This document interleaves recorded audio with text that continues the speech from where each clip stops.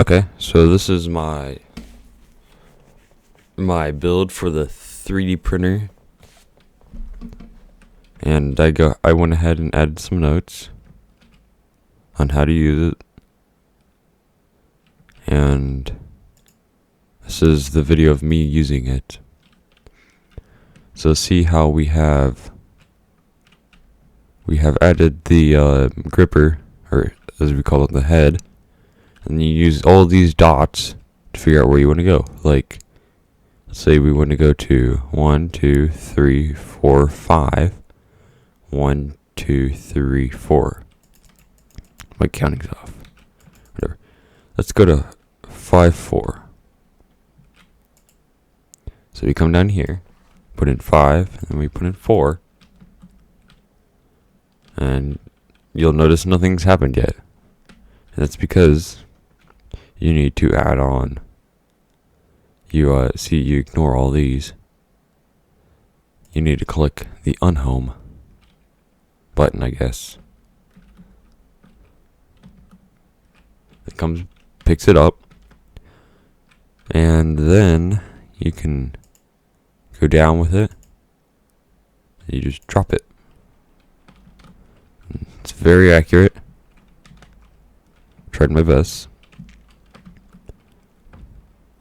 Soon enough, I'll be making the Z-axis automatic, where it picks up blocks, and if it senses there's... See here, this is the end game. The end game is, well, to not make it look all like this, and so what's going to happen is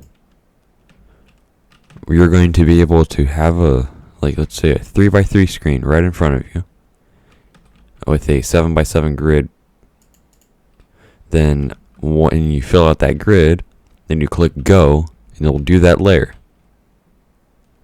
Now after that, when it's done, it'll show you its previous layer. So okay, ignore that. Let's go ahead and do 5, 5, because we're going to build a little wall.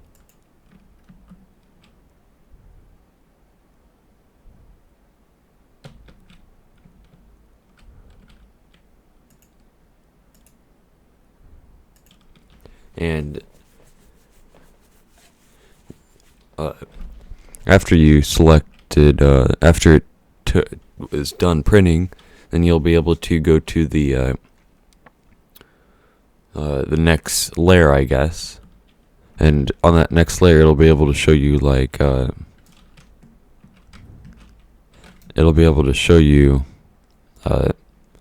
your previous layer, so you don't just print in air, as well as you can't print in air. But it'll also know like priorities.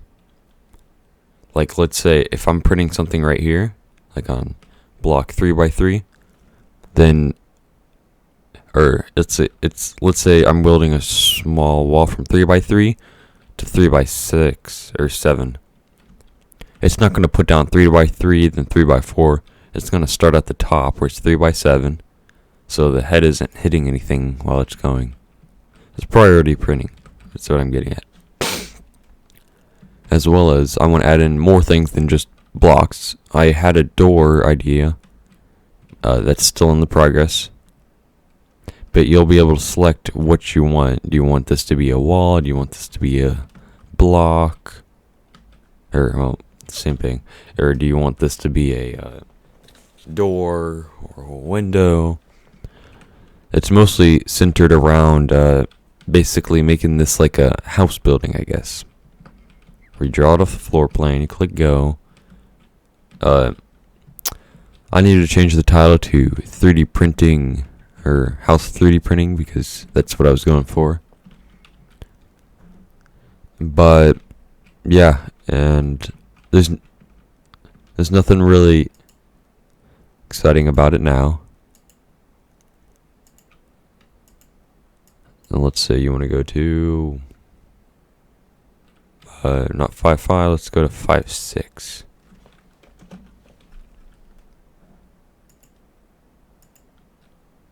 See, I have all those steps right here.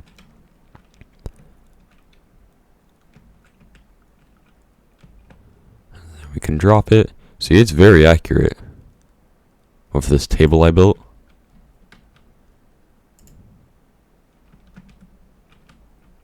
And so is the everything else. I have 2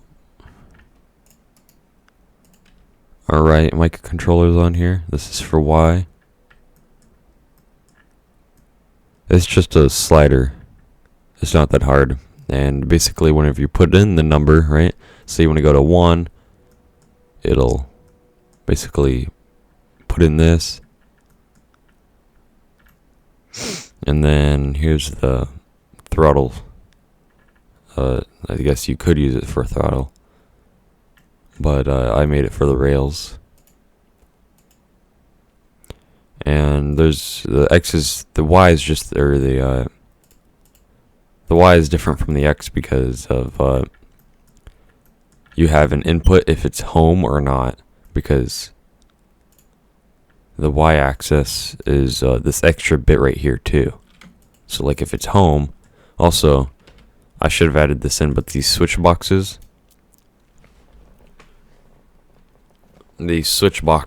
turn off the input when you're homing it, I guess. Also, I do want to make a calibration thing. Like we're on block, let's say 6 over here, or 7, or technically -1.7. You calibrate it. It reads the head position, and then from there it's able to decide all its pieces with a variable. Because, you know, things are different in different games. So also there will be a microcontroller for the bed. Let's just call it, or let's find it actually.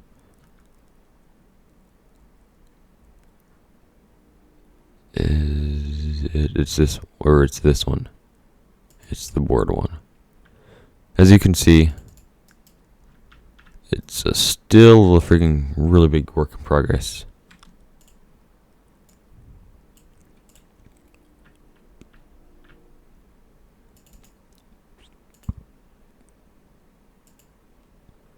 But what's cool about it is I'm still working on it.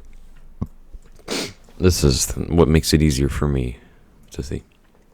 So this is for the connectors, so that the z-axis doesn't have to be up that high. So let's say if x is equal to 1, it'll equal there, and then it'll go here, and then it'll go to and if y or b, or y, it's just y equals 1, then it'll also turn on this one, and then this turns on the not, and yeah, there you go. You have 1 by 1 turned on. Then it goes to, but the only thing about microcontrollers is you can only make them to 6 by 6, so I only did a 5 by 5 grid. I'm hoping to add a composite output, so it can read the data. It'll be another like 2 by 6 block here, and a 2 by 6 block here, and then a 3 by 3 block here. This is all, I could have done this way easier, but this is just what's easier for me. And then what's cool is we can go ahead and shoot. I think I counted in here, but there's, well, it's easy math. 5 by 5 is 25, and then you so 25 times how many connections you have here. That's a lot. But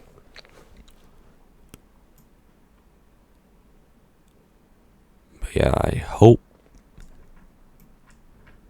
this is a good video to use for the final. or for so that we can look back and see like how crazy we all put into this. And just let me know if you want to do a collab, or it's not really much a collab, but I mean, it would be a collab, but just let me know if you want to improve something. Just let me know if you want to help or really get into this, because there's a reason there's barely anything out there for it. It's because it's complicated, it's hard, and another big thing is when in Stormworks, the game, you can only use things you've already spawned in. So it's not like it can create blocks. And I do have something for another idea, but I want to kind of get this project going. But it's a really cool idea that I came up with, because I'm more into the industrial robotics. So if you ever see anything that I'm on, it's probably industrial robotics or something else. Yeah, thanks for your time again, and yeah, please let me know if you can help or not.